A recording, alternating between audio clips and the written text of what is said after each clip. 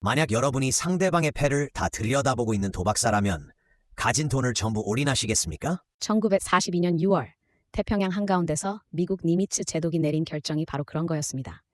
당시 미군은 진주만 공습 이후로 일본군한테 계속 밀리고 있었거든요. 전력 차이만 보면 사실 싸움이 안 되는 수준이었죠. 일본 해군은 그때 당시에 정말 기세가 하늘을 찔렀을 때잖아요. 맞습니다. 무적 함대라고 불릴 정도로 위세가 대단했죠. 그런데 이 거대한 전쟁의 흐름을 바꾼 건 대포나 미사일이 아니라 지하 암실에서 들리던 타자기 소리였습니다. 하와이 지하실에 하이포라고 불리는 암호 해독반이 있었거든요.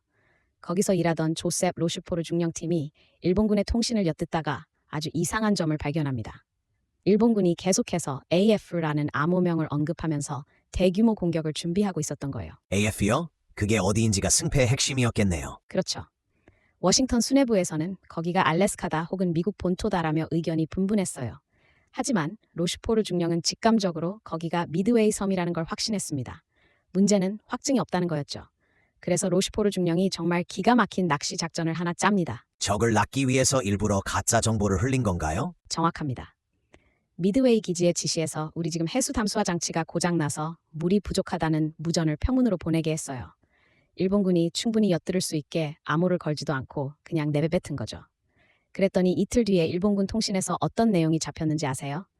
AF에 물이 부족하니 상륙부대는 식수를 넉넉히 준비하라는 내용이 튀어나온 겁니다. 와, 제대로 걸려들었네요. AF가 미드웨이라는 게 입증된 순간이었겠어요. 바로 그겁니다. 꼬리가 잡힌 거죠. 로슈포르는 이 정보를 들고 당장 니미츠 제독에게 달려갔습니다. 사실 이건 니미츠 제독 입장에서도 엄청난 도박이었어요.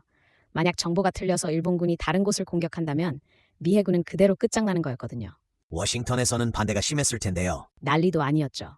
하지만 니미츠는 자신의 정보관들을 믿었습니다. 니미츠 제독은 즉시 가용 가능한 모든 항공모함을 미드웨이로 집결시키라고 명령합니다. 심지어 이전 전투에서 반파되다시피 한 요크타우노까지 무리하게 수리해서 전장에 투입해요. 원래 석 달은 걸릴 수리였는데 제독이 사흘 안에 끝내라고 밀어붙여서 기적적으로 띄워보낸 겁니다. 정말 모든 걸 건 승부수였네요. 일본군은 자기들이 매복을 당하고 있다는 걸 꿈에도 몰랐겠죠? 전혀 몰랐죠. 일본의 나구모 제독은 미군 항공모함들이 저 멀리 하와이에 있을 줄만 알았습니다. 하지만 미군은 이미 일본군의 경로를 훤히 읽고 미드웨이 북동쪽 길목에 딱 버티고 서 있었어요. 소위 럭키 포인트라고 불리는 지점에서 숨을 죽이고 기다린 겁니다. 압도적인 전력을 가진 포식자가 오히려 사냥감의 함정 속으로 제 발로 걸어 들어오고 있었던 거죠. 정보의 힘이 전쟁의 구도를 완전히 뒤바꿔 놓은 셈이네요. 이제 주사위는 던져졌습니다. 일본 함대는 미드웨이를 두들겨 부술 생각만 하고 다가오고 있었고 미군은 그들의 정수리를 내리칠 준비를 마쳤죠. 역사상 가장 드라마틱한 5분의 기적이 시작되기 직전에 고요함이 흐르고 있었던 겁니다. 6월 4일 새벽이었어요. 나구모 제독은 일단 미드웨이 섬을 확실히 박살내려고 1차 공격대를 보냈거든요.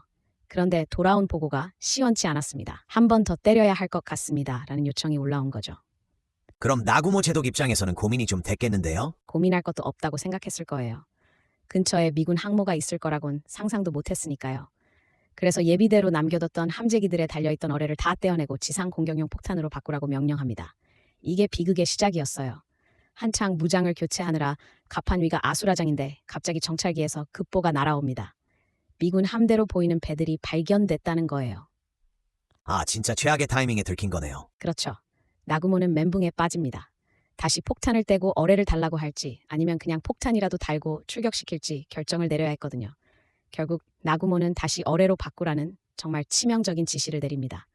항모 갑판 아래 경납고는 그야말로 지옥도가 펼쳐졌어요. 시간이 없으니까 떼어낸 폭탄들을 원래 보관함에 넣지도 못하고 그냥 갑판 여기저기에 쌓아둔 겁니다. 여기저기 연료 호스가 널려있고 유증기는 꽉 차 있는데 사방이 폭탄 천지가 된 거죠. 말 그대로 움직이는 거대한 화약고가 된 셈이네요. 맞습니다. 딱 한 발만 제대로 맞아도 배 전체가 유폭될 수 있는 위험천만한 상태였어요. 그런데 바로 그 순간 미군 항공모함에서 출발한 공격대들이 일본 함대 머리 위로 쏟아지기 시작합니다. 처음엔 미군의 저공어뢰 공격기들이 먼저 달려들었어요. 일본군 제로센 전투기들이 이걸 막으려고 전부 해수면 가까이 낮은 고도로 내려가서 미군기들을 격추하기 바빴거든요. 일본군은 자기들이 이기고 있다고 생각했을 겁니다. 실제로 미군 어뢰 공격기들이 거의 다 격추당했다고 들었어요. 네, 거의 전멸 수준이었죠. 하지만 그 희생이 말도 안 되는 기회를 만들어냅니다. 일본 전투기들이 밑바닥에서 싸우느라 정신이 팔린 사이 구름 위 높은 하늘이 텅 비어버린 거예요. 그리고 오전 10시 22분 맥클러스키 소령이 이끄는 SBD 돈트리스 극강화 폭격기 부대가 그 빈틈을 뚫고 나타납니다. 아래를 내려다보니 일본 항모 갑판 위에 무기랑 연료 호스가 엉망진창으로 널려 있는 게 훤히 보였겠죠. 미군 조종사들 눈에는 그게 거대한 관역처럼 보였을 겁니다. 그 유명한 운명의 5분이 여기서 시작되는 거군요. 정확합니다. 10시 22분부터 딱 5분 동안이었어요. 극강화 폭격기들이 수직에 가까운 각도로 내리꽂히면서 폭탄을 투하하기 시작합니다. 첫 번째 타겟은 카가였어요. 순식간에 4발의 폭탄이 갑판을 뚫고 들어갔는데 아까 말씀드린 쌓아둔 폭탄들이 연쇄 폭발을 일으킵니다. 거의 동시에 나구모 제독이 타고 있던 기암 아카기에도 폭탄이 떨어졌어요. 아카기 역시 경납고 안에 가득했던 어뢰와 연료가 한꺼번에 터지면서 거대한 불덩어리가 돼버렸죠. 폭탄 한두 발의 항모가 그렇게 쉽게 무너지나요? 평소라면 버텼을지도 모르죠. 하지만 무장 교체하느라 정리 안 된 폭탄들과 연료 호스들이 도화선 역할을 한 거예요. 세 번째 항모 소리도 피할 수 없었습니다. 불과 5분 만에 일본이 자랑하던 주력 항공모함 3척이 회생 불가능한 불바다가 된 겁니다. 바다 위를 호령하던 무적 함대가 순식간에 거대한 화장터로 변해버린 거죠.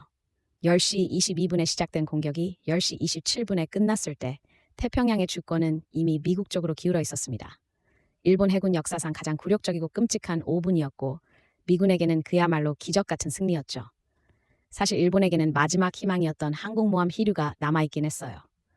제2항공전대사령관 야마구치 다몬 소장이 끝까지 포기하지 않고 반격에 나서면서 미국의 요크타운호에 큰 타격을 주기도 했거든요. 하지만 거기까지였습니다. 오후가 되자 결국 히류마저 미군 폭격기들의 맹공을 견디지 못하고 바다 밑으로 가라앉고 말았죠. 그럼 일본이 자랑하던 주력 항공모함 4척이 단 하루 만에 전부 사라진 거네요? 맞습니다. 말 그대로 일본 해군의 심장이 멈춰버린 거예요. 더 뼈아픈 건 배만 잃은 게 아니라 수년 동안 실전을 겪으며 다져진 베테랑 조종사들과 숙련된 정비사들이 한꺼번에 전사했다는 점입니다. 이건 돈으로도 못 사고 단기간에 채울 수도 없는 어마어마한 손실이었거든요. 이날 이후로 일본은 태평양에서 단 한 번도 공세로 전환하지 못합니다. 어제까지는 거침없이 영토를 넓히던 사냥꾼이었는데 오늘부터는 쫓기는 사냥감 신세가 된 거죠. 정말 말 그대로 전쟁의 주도권이 완전히 넘어가 버렸군요. 그렇죠. 사실 객관적인 전력만 놓고 보면 일본이 질 수가 없는 싸움이었어요. 참전한 함선 숫자나 화력 면에서 일본이 압도적이었으니까요. 그런데 이 거대한 전쟁의 흐름을 바꾼 건 결국 숫자나 힘이 아니었습니다. 바로 보이지 않는 곳에서 치열하게 전개됐던 정보전, 그리고 찰나의 순간을 잡아낸 타이밍이었죠. 만약 로슈포르 중령이 이끄는 암호 해독반이 AF가 미드웨이라는 걸 밝혀내지 못했다면 어땠을까요? 아마 미군은 일본군이 파놓은 덫에 걸려 속절없이 당했을지도 모릅니다. 준비된 정보가 없었다면 기적 같은 5분도 존재할 수 없었겠네요. 바로 그겁니다. 우리는 흔히 이걸 5분의 기적이라고 부르지만 사실 그건 하늘에서 뚝 떨어진 단순한 운이 아니었어요. 상대의 패를 미리 읽고 가장 취약한 순간을 기다리며 칼을 갈아온 미군의 철저한 준비가 만들어낸 필연이었던 셈이죠. 나구모 제독이 우유부단하게 무장을 교체하며 결정적인 시간을 허비할 때 미군은 자신들의 모든 것을 걸고 그 빈틈을 파고들었습니다. 준비된 자에게만 기회가 허락된다는 아주 평범하지만 무거운 진리를 역사가 증명해 준 거예요. 오늘 이야기를 듣고 나니 우리가 일상에서 마주하는 작은 선택들이나 준비 과정들이 결코 가볍게 느껴지지 않네요. 맞아요. 인생에서도 승패는 아주 사소한 차이에서 갈리곤 하잖아요. 내가 지금 하고 있는 이 노력이 언제 올지 모르는 그 운명의 5분을 결정지을 수도 있다는 것. 미드웨이 해전이 수십 년이 지난 지금까지도 우리에게 강렬한 메시지를 주는 이유가 바로 여기에 있는 게 아닐까 싶습니다.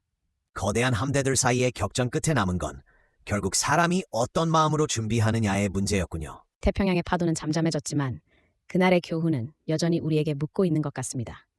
당신은 당신의 운명을 바꿀 그 5분을 위해 지금 무엇을 준비하고 있느냐고 말이죠. 남들은 통장에 돈이 쌓이는데 나만 거지 같을 때 비트코인 선물, 자동 매매 봇, 시그널 플로우가 답이다. 지금 무료 다운로드. 부자 되세요.